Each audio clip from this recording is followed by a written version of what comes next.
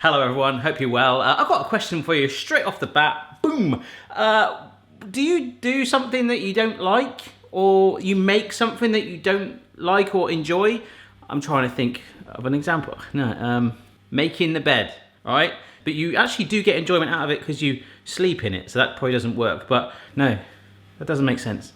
My point is, today I'm doing the first in a series called Taste of the World, and I'm starting here in very good old England with the Battenberg cake. Effectively, it is extremely popular here in the UK, very retro, nostalgic, checkerboard style cake, but what I hate about it, oh man, I love the cake, I love cake, that it's wrapped in marzipan, which I detest. I hate any cake that is covered in marzipan. My mum makes a Christmas cake each year, and I just can't do it, I hate it. So this new playlist I'm going to be doing, Taste of the World, is something I've teased for a little while. In fact, there's a whole chapter in my second book. So we're going to be hopping from country to country with your suggestions and maybe doing some Korean street food, some French baguettes and some Battenberg cake, which we like, don't we? Battenberg is a light sponge cake with the pieces covered in jam. Apricot jam, actually. Very nice. The cake is covered in marzipan. And when cut in cross-section displays a distinctive 2x2 check pattern, alternatively coloured pink and yellow. The cake was named in honour of the marriage of Prince Victoria and granddaughter Queen Victoria to Prince Louis of Battenberg. There we go. First Battenberg cake appeared in 1903, so here we are, over 100 years later in digital format, attempting to make it, so I can encourage you to, and then you take it back, and then we bring it back, and then creating history. With that royal introduction, there is only one cardboard cutout we need today. Her Majesty with, of course, a sombrero.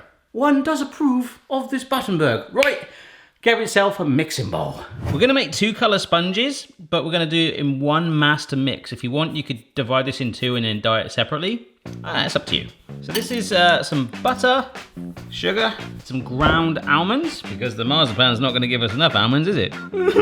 6 eggs. Self-raising flour, some baking powder, good drizzle of vanilla extract, and another good drizzle of almond extract, because again, there's not enough almonds in this already. So all we've got to do is whisk this together, and I'm dedicating this step to the person that commented recently that I should just get a stand mixer. I do have one. I just like doing it by hand. I just want to feel as one with the batter, you know? That's it. That's it. Look what Daddy's doing, Amy, huh? Yes, so that is fairly lump-free. I'm loving that. We're going to divide it into 2 now and dye it pink so we've got that checkerboard look.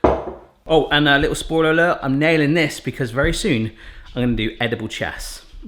Building up. Okay, so I've divided that up and I have got myself some food dye paste here. This is supposed to be hot pink, and it's that really strong stuff where you only add a little bit, otherwise it can go bonkers. Oh yeah, that's getting quite pink already, isn't it?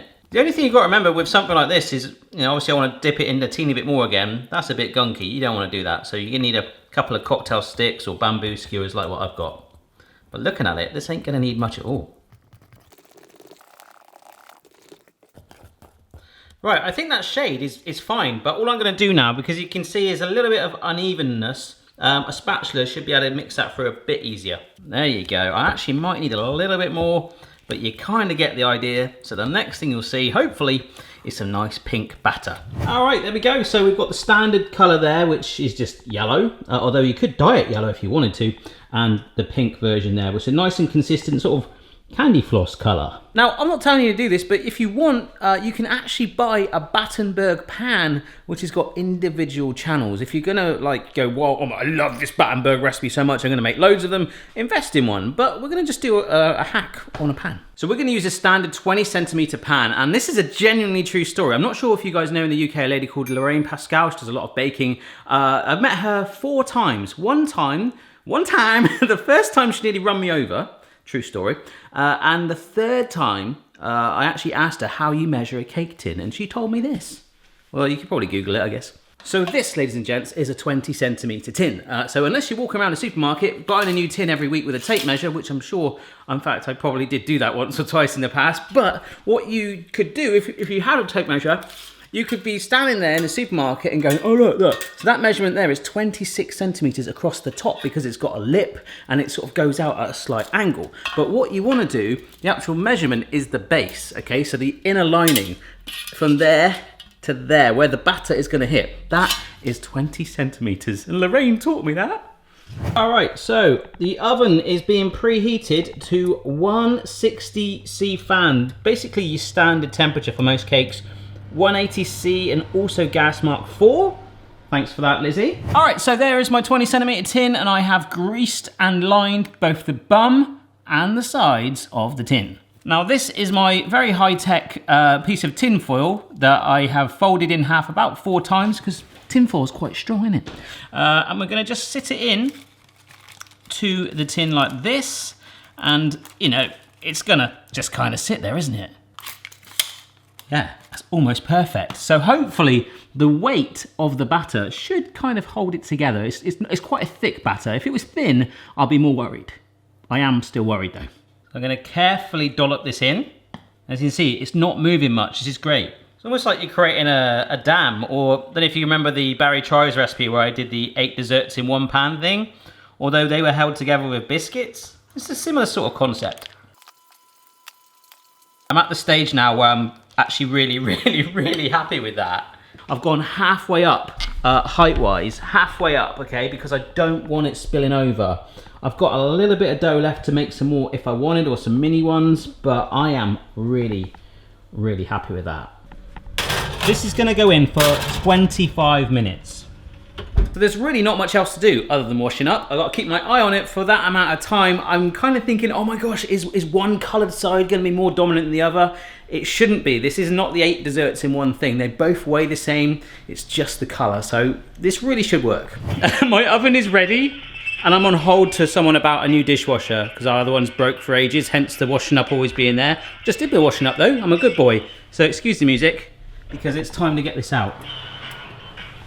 Oh yeah. How.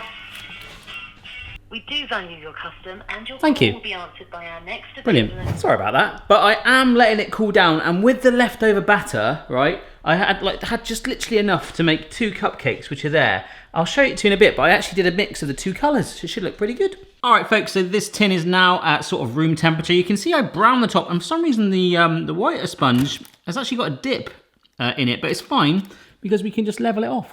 Got a wire rack here. All right, so I'm just gonna leave this on the wire rack to completely cool down, because with doing that, it will firm it up so we can slice it like accurately. I'm not sure what's actually happened, but you can see the camber. Look, that's where it stops right there. In the white cake particularly, is really low, and the cakes are cooked through. They're soft and good, and they're still cooling slightly. The pink one's lowered a little bit, but that's one hell of a dip in there. So that means 2 things. 1, like always, hopefully yours will look better than mine, but 2, I might be able to just slice down here just before the camber starts to create maybe slightly thinner squares. After cutting the camber out of my pink cake, that is what I'm left with. So I think we'll be all right. It's the same for this one. We'll be okay. What I'm gonna start to do is take off the ends. As you can see, you get that really nice sort of flush, and also you get rid of the brown topping. So you're gonna have lots of offcuts of the cake anyway. I just have a few more than you.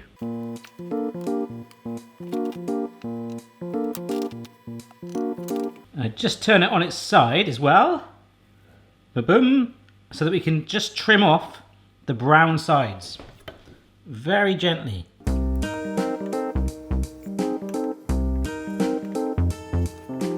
All right, so I've just cut one of these bits into 2 strips. I'm really low on cake. I think I might have to do this again, but anyhow, if not, it's going to be a very thin Battenberg.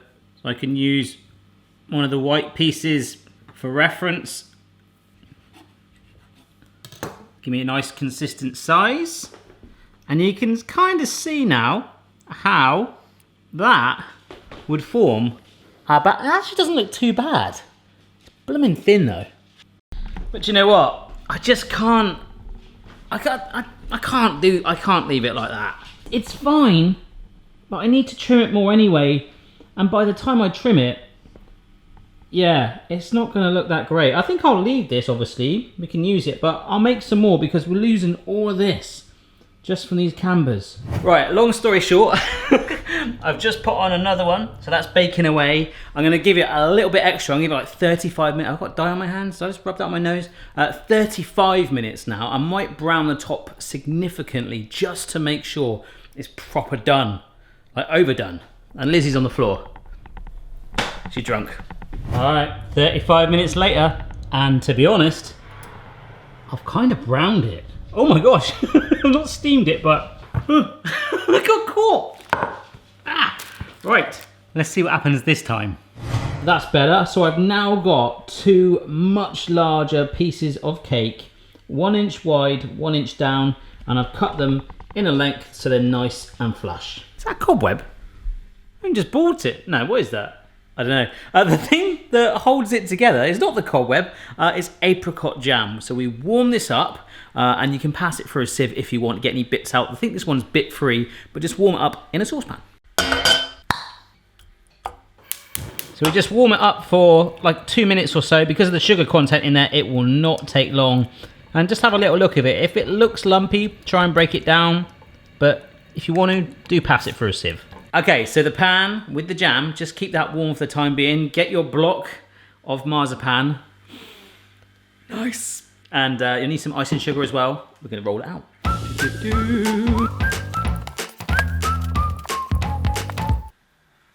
Yeah, cool. So all I was trying to do then was get it wide enough so that it's as wide as a strip, but then also you need to bear in mind you've got the length as well, so it can go over double the height, okay?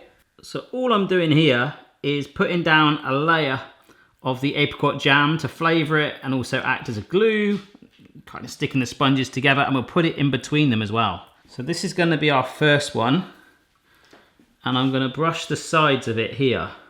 In fact, I could probably get away with just turning it over, doing it like this. Nice.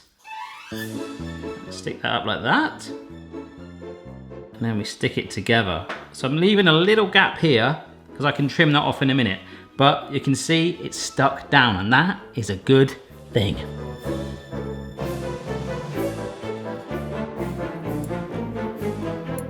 Okay, so then that goes on top like that.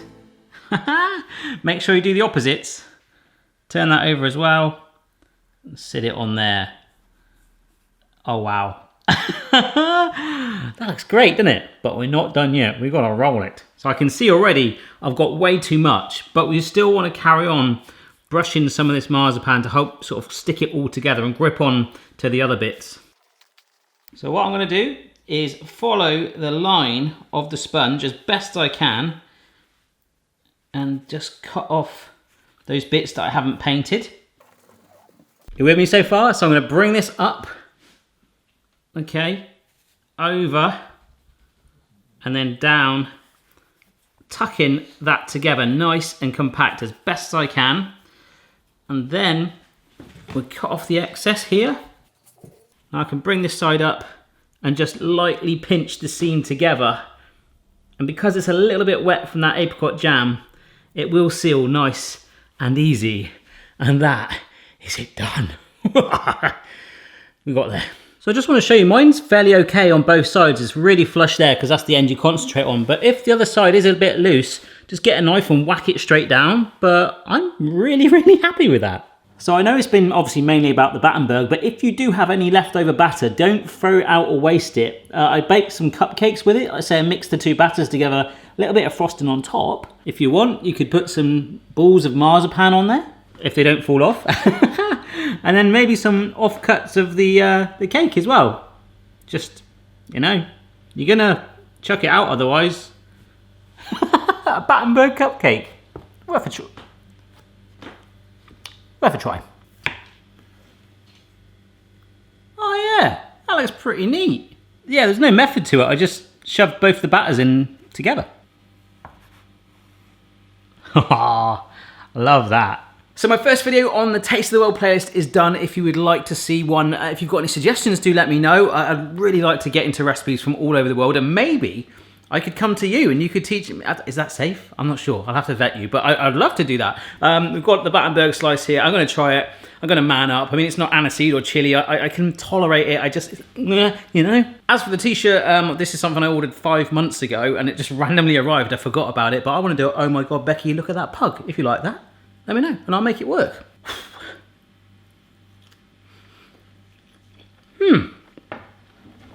Oh.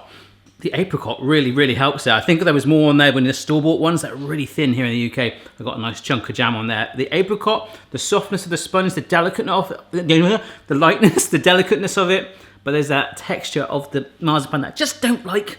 If it wasn't for that, I'd absolutely adore it, but I ain't gonna turn down cake. Hope you try it. If you do, send me a picture, and I'll see you again next time. Bye. Check your level, player. No matter what your style, the kitchen's for me. Simon's moustache, goatee, maybe all three. We do value your custom, and your call will be answered by our next available advisor.